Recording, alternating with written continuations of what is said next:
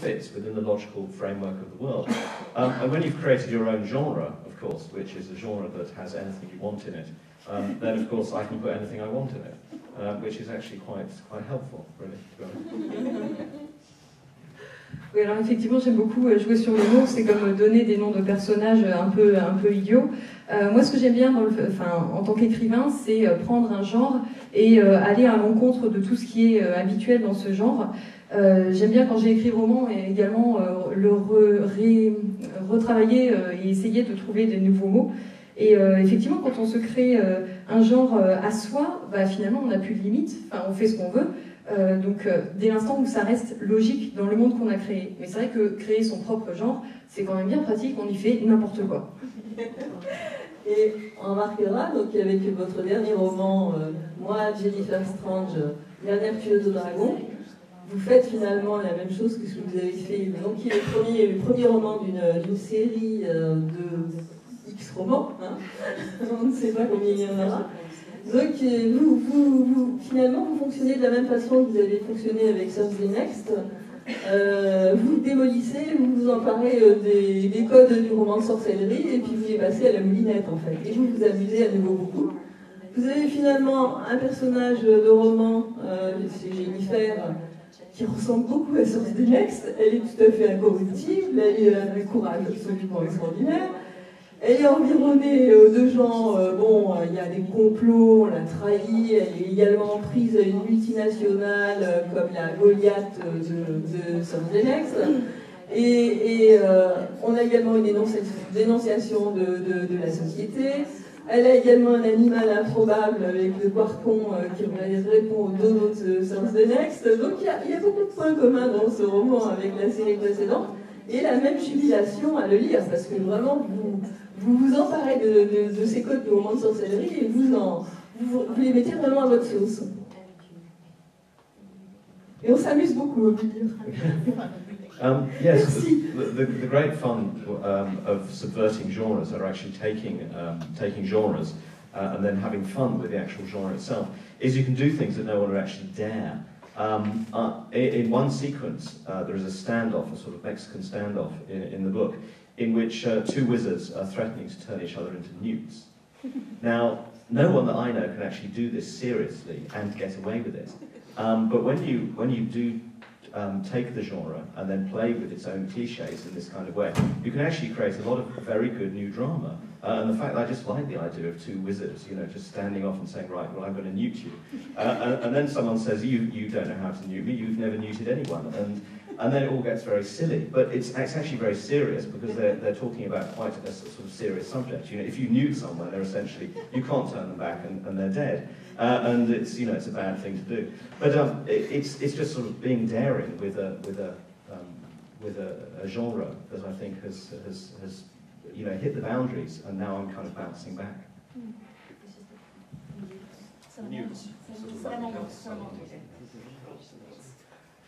Oui, donc ce qui est amusant en se servant de genre et en les changeant complètement, c'est qu'on fait des choses que personne d'autre n'a osé faire avant.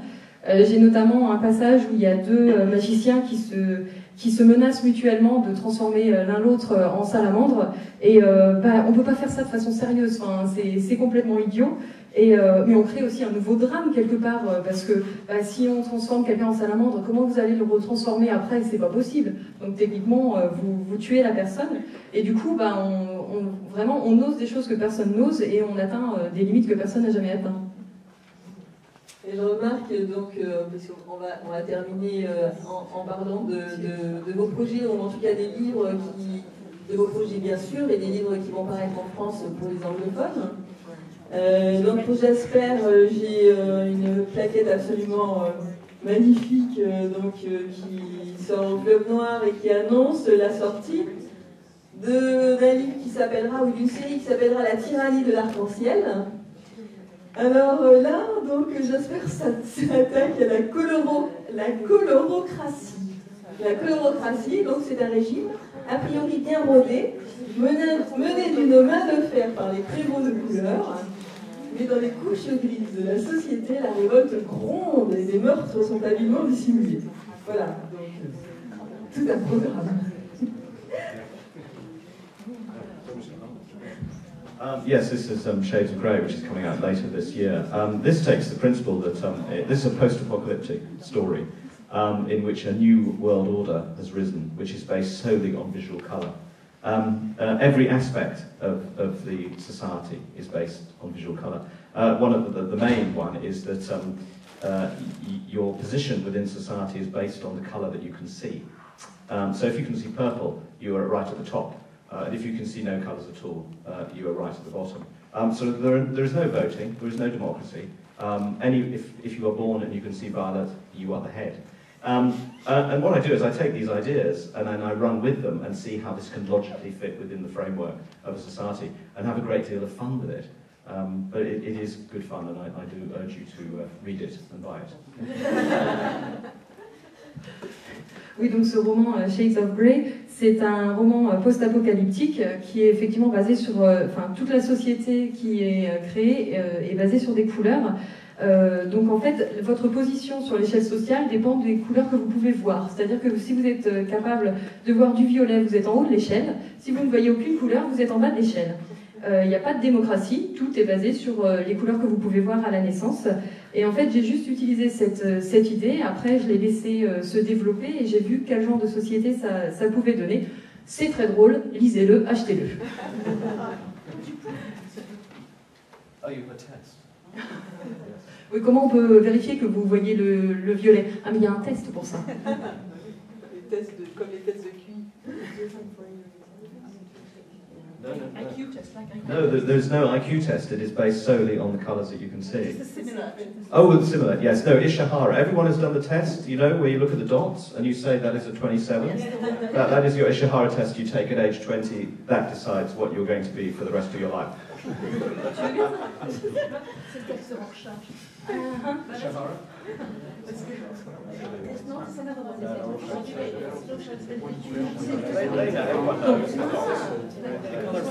The colour block. Alors c'est pour vérifier qu'on n'est pas daltonien. Voilà. Donc c'est le même genre de test qu'on est obligé de prendre pour prouver qu'on voit effectivement le violet. Voilà. Et Brandon, quand peut-on espérer la sortie de cette roue du temps en France? Ces derniers volumes? It's going to take a while. There are certain things going on with the rights for the Wheel of Time books in France, and I believe they're all being re-released next year. The first 6 are, and retranslated, and then they're going to start releasing from there. I wrote numbers 12, 13, and 14, so we're a ways off. Ça risque de prendre un certain temps parce qu'il y a des problèmes de droit, si j'ai bien compris, par rapport à la publication en France. Et donc, l'année prochaine, les 6 premiers volumes devraient ressortir après avoir été retraduits. Et donc, moi, j'ai écrit les volumes 12 et 13. Donc, on a un petit moment devant nous avant que ça vienne. Et est-ce que vous avez pu recommencer à écrire des choses personnelles? Yes, quite a few. I've been doing my own alongside. The Mistborn books, there's a new one coming out this fall in English and next spring in French. Oui, absolument plusieurs, dont entre autres les Fils de Brume, qui, un 4e volume a été écrit et paru paraît cet automne aux États-Unis et au printemps prochain en France, en français. Merci. Nicolas? Oui, plusieurs nouveautés. Il va y avoir une adaptation en jeu de rôle d'une série de Mathieu Gabory que je vais faire dans les mois qui viennent, qui sera en bouclage dans les mois qui viennent sur l'IFEAL. Je vais enchaîner également, je vais continuer ma série en bande dessinée, donc c'est un 3e tome qui bouclera la série Showman Killer. Et un autre tome aussi dans la collection Ouroboros sur une autre cité fantastique, voilà, dont je ne peux pas parler malheureusement. Mais c'est en préparation justement, on prend un peu plus de temps de façon à développer quelque chose d'encore plus fou. Donc voilà, Paris c'est encore plus loin. Voilà. D'accord. Fabrice, dont j'avais oublié de citer les derniers titres, parce qu'on ne va pas citer toute cette biographie, elle est un petit peu trop longue. Mais donc il a publié Bal de Giro à New York chez Albin Michel à Paris donc en 2011. La Brigade Chimérique, ça j'en avais parlé quand même, de GPI. Et Enquête sur les anges aux éditions Fetgen, en 2011 aussi, voilà. Et qui va nous dire s'il y a quelque chose en cours, mais c'est obligé, je pense. C'est une sorte de malédiction. Il y a un thriller qui doit sortir début 2012, que je viens de terminer, voilà, aux éditions Sonatine, donc quelque chose un peu nouveau pour moi. Et puis il y a le 4e et dernier tome de la série des étranges Sir Wilcox chez Gallimard Jeunesse. Il n'est pas interdit qu'on fasse d'autres livres avec Michael Moorcock. Ça dépend de critères qui ne sont pas, que je ne maîtrise pas forcément. Mais en tout cas, on a envie tous les deux de continuer ça. Là, je vais donner la parole au public parce que vous avez peut-être, ou même sans doute, des questions à poser aux auteurs. Une question? Quelqu'un a-t-il envie de poser une question aux auteurs présents? Personne? Pas de questions? Si personne n'a de questions à poser, je pense que nous allons nous arrêter. Vous n'aurez pas de regrets, vous êtes sûr? Il me reste donc à remercier chaudement les auteurs pour leur présence à cette table ronde. Voilà, parce que